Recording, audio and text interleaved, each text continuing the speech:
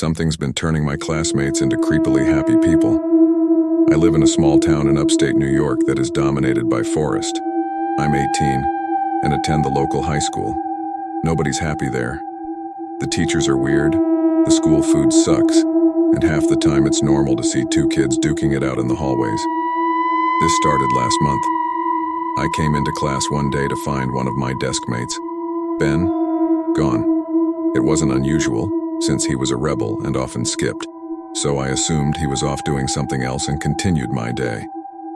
However, the next day, Ben returned to school, but a smile was fixed on his face. Me and my classmates were creeped out by this sudden change of mood.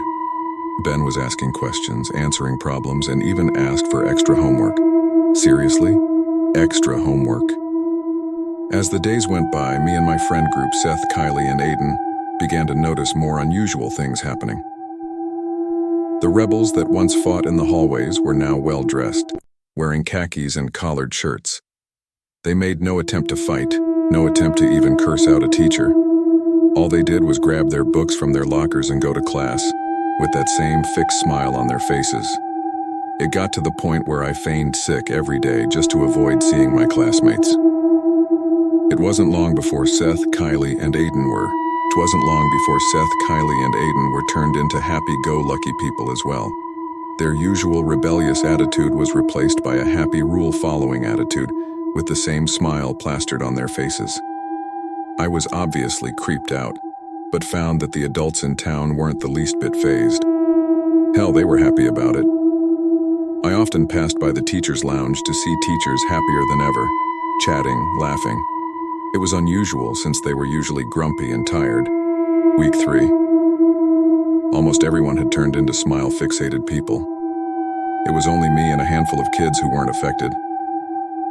We began meeting in secret, discussing the eeriness behind the entire thing. I mean, these kids used to be rebellious. They used to uphold the rebel code, start fights, skip class. But now they're following rules, wearing khakis and collared shirts, and have these creepy smiles on their faces. It was unnatural. However, the same week, these same kids who weren't affected had those same smiles on their faces. It wasn't long before only 3 of us were left. Me, a junior Sarah, and a senior John, who, mind you, is usually a douche. Last week, me, Sarah, and John met in secret. We decided to meet at the abandoned warehouse. As we discussed this, John suddenly proposed an idea. Let's leave this town. Next week, we meet by the old bridge. The 3 of us agreed and began preparing. However, the same week, these same kids who weren't affected had those same smiles on their faces. It wasn't long before only 3 of us were left. Me, a junior Sarah, and a senior John, who, mind you, is usually a douche. Last week, me, Sarah, and John met in secret. We decided to meet at the abandoned warehouse. As we discussed this, John suddenly proposed an idea. Let's leave this town. Next week, we meet by the old bridge. The 3 of us agreed and began preparing. However, it seemed as if the town knew we were leaving.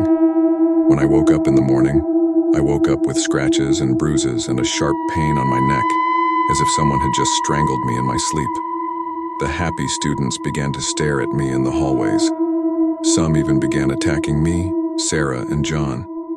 I came home with more scratches and bruises than I ever had up to that point. Despite this, the 3 of us continued to prepare for the long journey ahead of us. Today was my final day in this godforsaken town. I'm packing as I'm typing this out. I'm bringing water, some food, spare clothes, $400 in cash, and a camping knife for defense.